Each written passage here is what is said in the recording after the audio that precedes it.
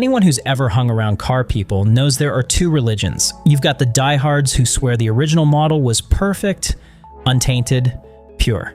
My dad looks at the original Dodge Challenger and it brings him back to a simpler time in his life where the car represented unlimited potential. And then, you've got the other camp, the ones who want their ride to actually start, actually brake, and not try to kill them if they get into a fender bender.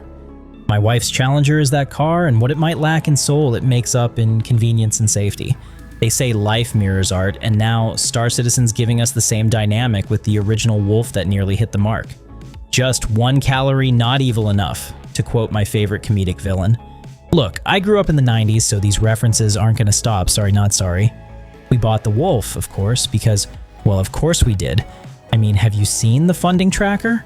But there was always a longing for what could have been at least for me. So now we've got the upgrade. Meet the brand new Alpha Wolf, the We Fix the Fin, Please Stop Yelling at Us edition.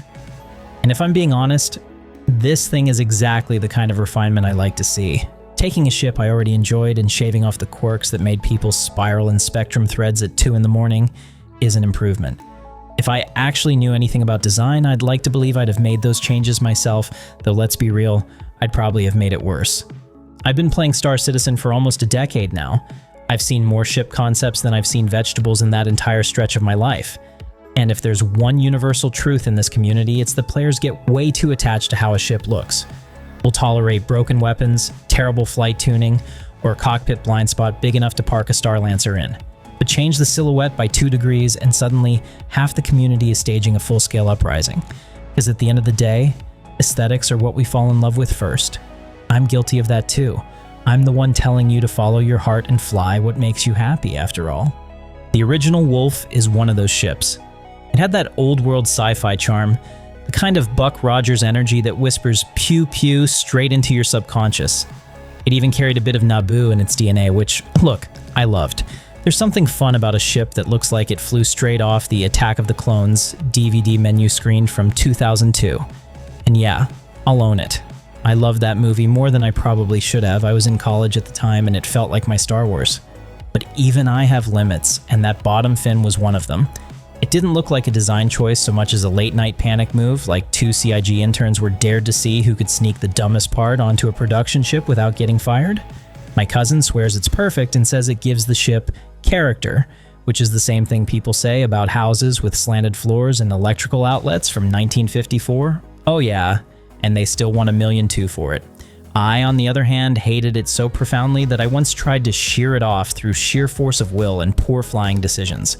That fin is welded on like Kruger knew someone like me would try exactly that. Damn it, looks like you win this round, CIG. The Alpha Wolf fixes all of that.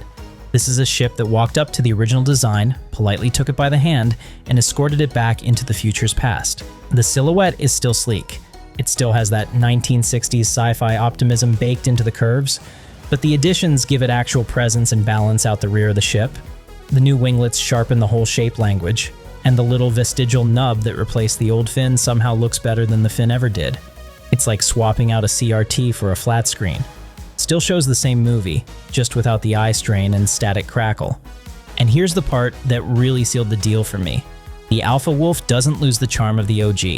It evolves it. You can still see the soul of the original in there, but with an attitude adjustment.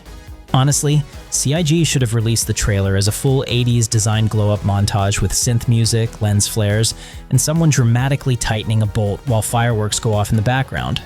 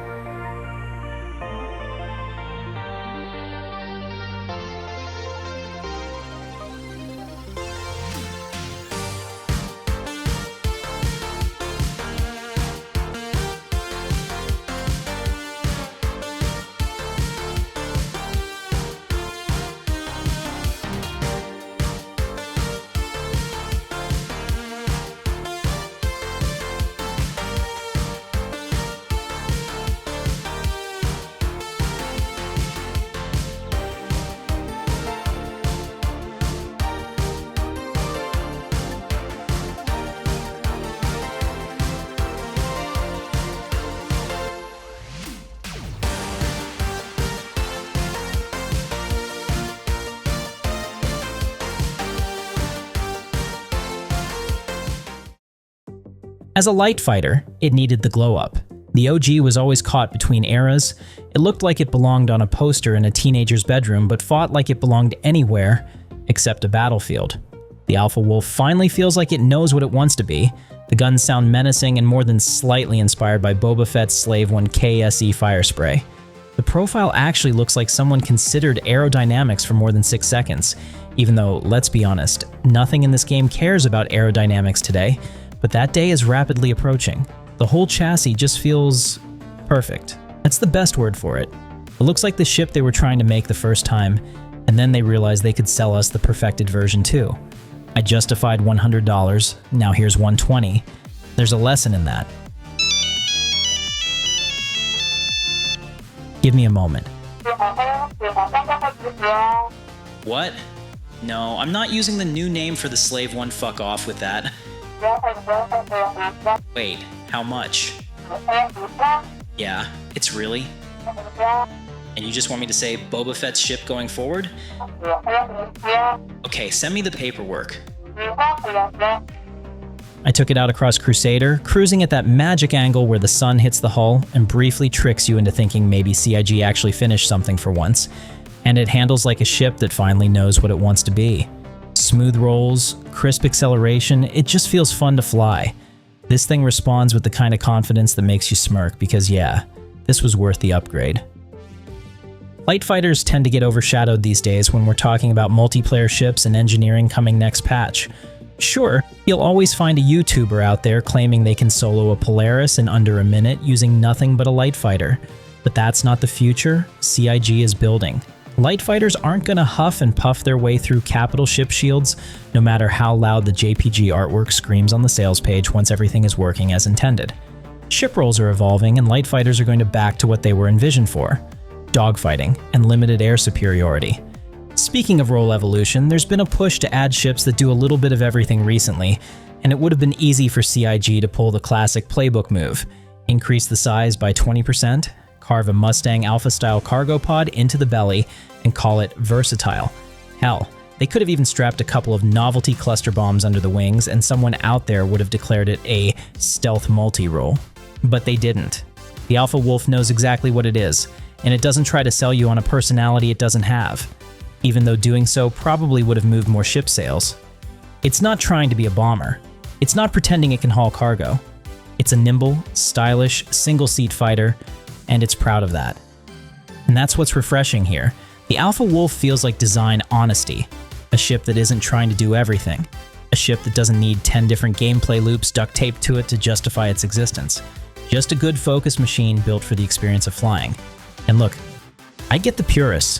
There are always going to be people who think the OG was perfect, fin and all.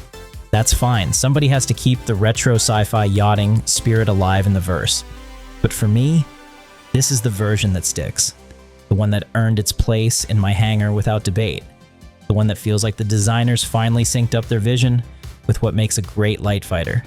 If you already like the OG like I did with some reservations, the Alpha Wolf is basically the upgrade you make before you even finish reading the patch notes. If you hated the original, this is your second chance. And if you've never flown either version, this is the one to start with. The Alpha Wolf is the point where style, silhouette, and function finally meet each other at the same table. And for a game that loves to overcomplicate everything, there's something incredibly satisfying about a ship that just works. A ship that flies the way it looks. A ship that feels like someone cared when they built it. That's my takeaway. The Alpha Wolf is a win. Simple as that.